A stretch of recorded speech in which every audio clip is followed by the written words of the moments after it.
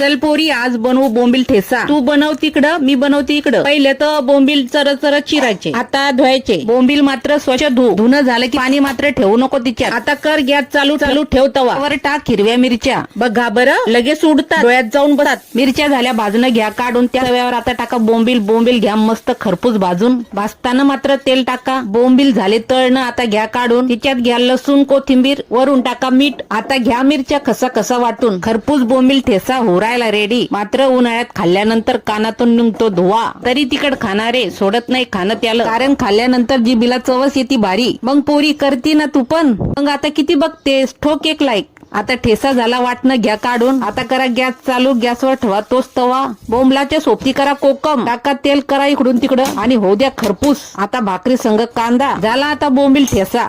घ्या खाऊन. करा आणि खा. पोरी फॉलो केल्याशिवाय जाऊ नको.